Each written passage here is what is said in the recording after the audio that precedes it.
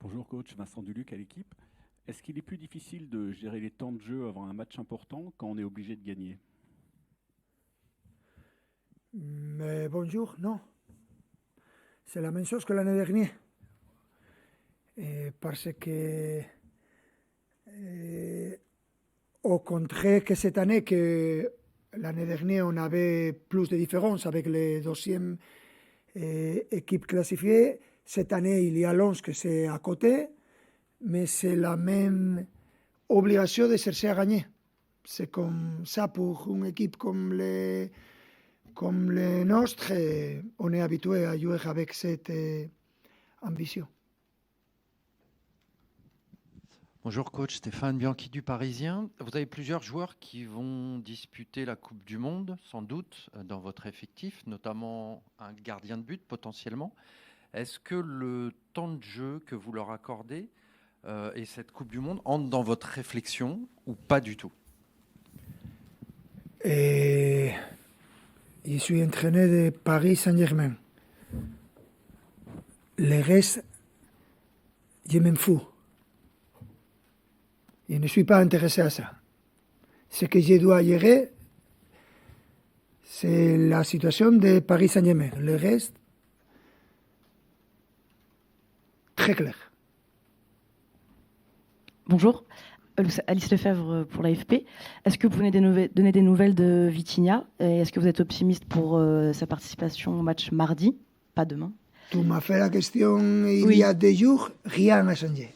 Il y a eu 3 jours qui sont passés. Dommage. Ok, merci.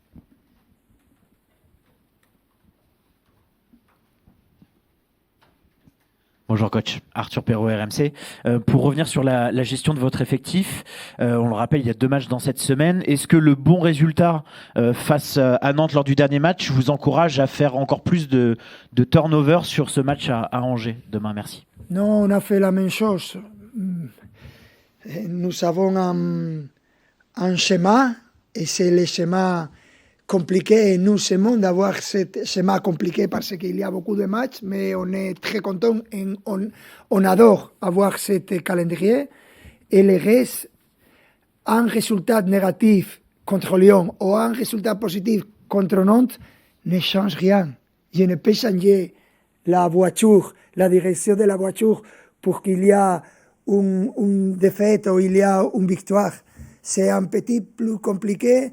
Ce que nous cherchons à faire, c'est d'arriver à les matchs avec les meilleures équipes, avec les situations individuelles de chaque joueur, et chercher à contrôler ce que nous pouvons contrôler et rien de plus. Tout le monde sait où nous sommes dans ce moment et quels sont les matchs très importants pour gagner les championnats et pour chercher à arriver à la finale de Champions League. Bonjour, Nicolas Paillard, InfoSport Plus, Canal+. 17 matchs que Lucas Chevalier ne joue plus. Est-ce que c'est le bon moment, demain, s'il y a du turnover, de lui redonner du temps de jeu? Est-ce que c'est important pour vous de le revoir sur un terrain? Comme le football, c'est incroyable. Vous savez, critiquer à Lucas Chevalier pendant les premières parties des championnats tout le temps, et j'ai été ici pour le défendre, et aujourd'hui, vous me faites la question tout le temps de combien est le jour qu'il va jouer. C'est incroyable, c'est le football de haut niveau. C'est une réflexion qui n'a rien à voir avec ta question, mais je pense qu'on a dit tout. Bonjour coach, juste ici Ilias Peters de 90 minutes. Cette saison, la gestion d'Ousmane Dembélé a été un défi assez important pour vous. Il avait été blessé en première partie de saison, il fallait lui redonner du rythme à partir de janvier. Estimez-vous qu'à ce moment précis de la saison, il est à 100% de ses capacités physiques, techniques et athlétiques? Merci. C'est ça une question plus facile à poser la question à Ousmane qu'à moi. Mais je pense que pour nous, c'est très important. C'est le ballon d'or, c'est un joueur différent, c'est un leader dans le travail défensif, un leader dans le travail offensif. C'est un joueur différentiel, mais je pense qu'on a géré très bien cette saison, particulière, différent à des saisons précédentes. Je pense qu'on a géré avec Ousmane et avec sa sensation très bien tous les problèmes qu'il a eu pendant cette saison. Et dans ce moment, je pense qu'on est en train de voir encore la meilleure version de Ousmane Dembélé. Bonjour Luis, Clara, TNT Sports Brasil. Je te pose une question sur Kvara, que vit un grand moment. Jusqu'à quel point vous pensez qu'il peut s'améliorer encore? Merci. Mais Kvara n'est pas brésilien. Hein? Tu es intéressé à Kvara, mais il n'est pas brésilien. Il peut changer la nationalité. Non, Kvara, il est un joueur différent. Quand on a signé Kvara, on savait avant sa qualité, mais non sa qualité technique ou physique, sa qualité avec la personne. C'est un guerrier, c'est un joueur qui transmet des sensations très positives avec le ballon et sans le ballon. Et quand tu as ce type de joueur, c'est un vrai plaisir en tant qu'entraîneur. Mais il reste comme géorgien, pas de brésilien. Bonjour Luis Enrique, ici Jonathan Messon, qui est un supporter. Fabian Ruiz est revenu après plus de 3 mois de blessure. On a vu que Warren aussi a beaucoup enchaîné. Est-ce que vous appréhendez un match tactiquement de la même manière lorsqu'il y a Warren qui est titulaire ou lorsque c'est Fabian Ruiz qui peut le remplacer et qui pourrait reprendre sa place au milieu de terrain? Ou pour vous c'est pareil, puisqu'on voit que c'est quand même 2 joueurs aux caractéristiques assez différentes? Je pense que tous les joueurs qu'on a dans les milieux, on peut faire la combinaison que nous voulons et ce serait une combinaison magnifique. Et aussi, ils sont joués ensemble dans l'équipe beaucoup de fois parce que Warren aussi, il peut jouer comme latéral droit, latéral gauche. Et pour moi, en tant qu'entraîneur, c'est un vrai plaisir d'avoir Fabien de retour et aussi Warren, Viti, Joao, Dro, Beraldo, des joueurs qui ont la qualité pour jouer dans notre équipe. Et ce sont toujours importants et de bonnes nouvelles les retours des joueurs blessés. Bonjour coach, Minel Kabi, PSG comme ici. On constate que votre équipe encaisse moins de buts. J'ai notamment relevé qu'il y avait eu 3 clean sheets rien que sur ce mois. 2 contre Liverpool et 1 contre Nantes. Est-ce que vous avez travaillé sur cet aspect du jeu? Et selon vous, de manière générale, quels sont encore les points à améliorer dans votre équipe? Merci. Comment se dit clean sheet en français? Pas de but. Pas de but encaissé, non? C'est comme ça. Ok. Pas de but encaissé. Non, on a fait la même chose comme d'habitude.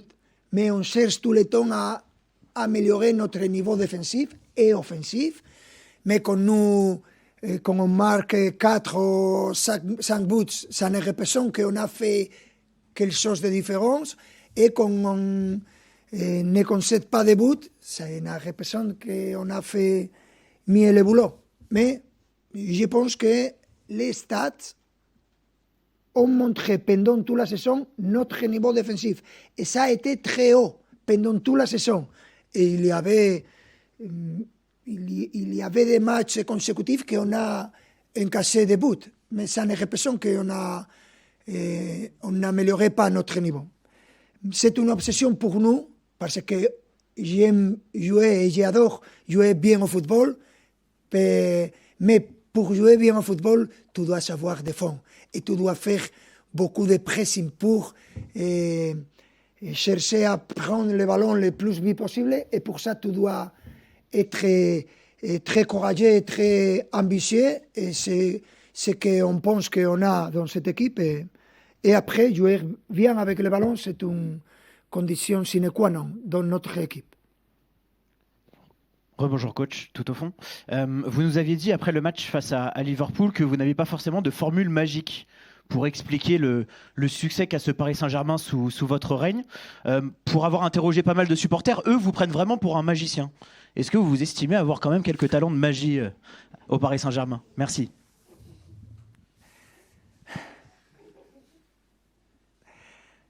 Pas de magicien, hein, vous savez. Bah, quand tu parles de ce qu'on sent comme entraîneur, pour moi, en tant qu'entraîneur, c'est merveilleux d'avoir cette supporters. Je pense qu'on a souligné ça beaucoup de fois et je ne suis pas fatigué à souligner ça parce que c'est tellement différent à ce que normalement on peut voir dans le football. Et ils ont montré qu'ils sont avec nous dans les moments difficiles, que c'est qu'on vraiment trouvé le niveau des supporters. Et sur ça, on est au-dessus de toutes les équipes. Et pour nous, c'est important de leur montrer notre niveau et notre ambition.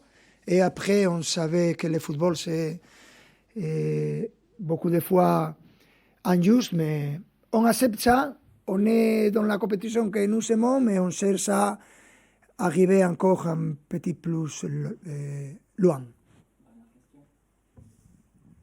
Pour la première fois de la saison contre Liverpool, vous avez pu aligner 2 fois de suite la même équipe. Bon, ça ne sera peut-être pas le cas contre Angers, mais est-ce que pour vous c'est important? Est-ce que c'est une force? Ou est-ce que c'est... ou non? Non, c'est au contraire. Ce que nous montrons, c'est à surmonter quel que soit le match avec l'équipe. Et avec l'équipe, avec les circonstances qui sont surtout autour de l'équipe.